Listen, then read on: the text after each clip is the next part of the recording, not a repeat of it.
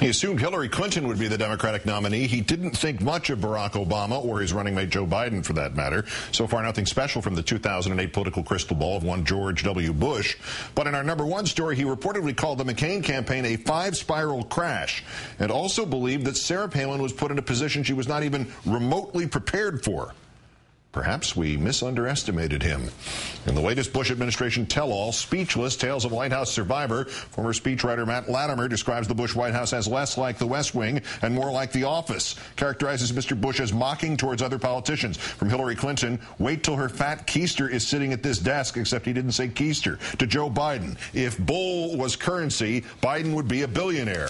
As for the man who would succeed him, Latimer describes Mr. Bush as being ticked off by one of Barack Obama's speeches. This is a dangerous world, and this cat isn't remotely qualified to handle it. This guy has no clue, I promise you. You think I wasn't qualified? He said to no one in particular. I was qualified. As for the Republican presidential nominee last year, Latimer says Mr. Bush felt considerable unease when it came to Senator McCain preferring Mitt Romney. And then there was the GOP vice presidential pick. To his inner circle, Mr. Bush referred to then-Governor Palin as interesting. I'm trying to remember if I've met her before. I'm sure I must have. His eyes twinkled, then he asked, what is she, the governor of Guam? This woman is being put in a position she's not even remotely prepared for. She hasn't spent one day on the national level. Neither has her family. Let's wait and see how she looks 5 days out.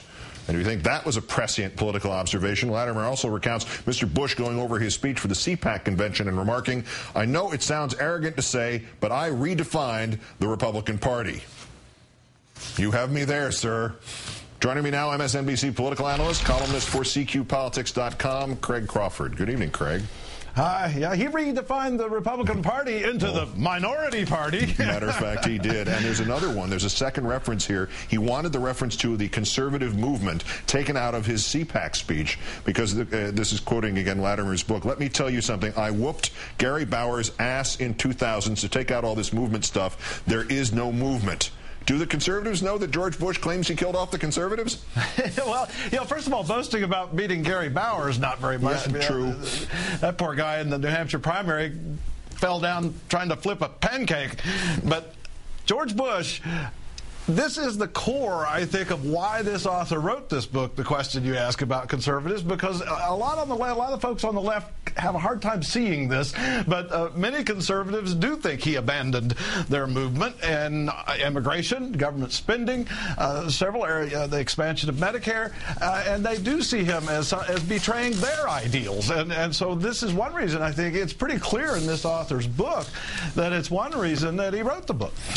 Does putting this stuff together, does it, when you have to vote on whether this was a president who was, I don't know, lazy or not plugged in or not interested or cynical and exploitative, does this tend to support the cynical and exploitative end or the lazy and not plugged in end?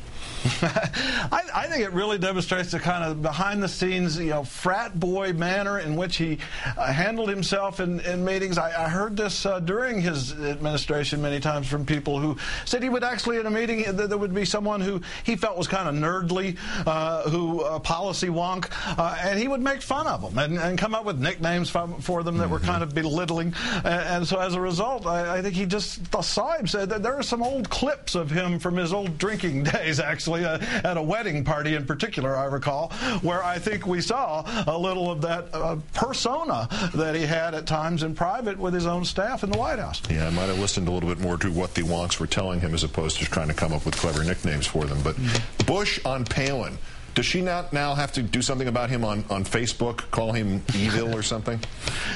Well, she can start by defriending him, I guess. That's one of the powerful tools on Facebook. But you haven't gotten on Facebook yet, have you? No. We still need to get you on Twitter as well. No. But I think Palin has an opportunity here in a way, because that right-wing movement out there that I do feel betrayed by the Bush years are looking for a leader and someone who would probably put some distance between herself and George Bush. She's always been heaped praise on him, but now he's opened the door for maybe she might want to create a little daylight there and please the right-wingers. On the McCain campaign, a five-spiral crash. I think what's fascinating with this is with so much of what else seems now in retrospect to be fairly solid political judgment, Mr. Bush seems to have sort of subtracted his impact from whatever happened. I mean, wasn't McCain's campaign largely a crash because the Bush economy crashed? Yeah, and there's a reason I think the McCain folks did not want him to campaign for them, nor any other Republicans. I wonder how he wrestles with that. I think we have here another instance of a character trait, which was denial. And sometimes the truth is so awful, you've got to be in denial or you go insane. Well, okay, we'll just leave that right there. I'm not going to make a choice of those two. Craig Crawford of CQPolitics.com and, of course, MSNBC. Always a pleasure. Thank you, Craig. Good to be here.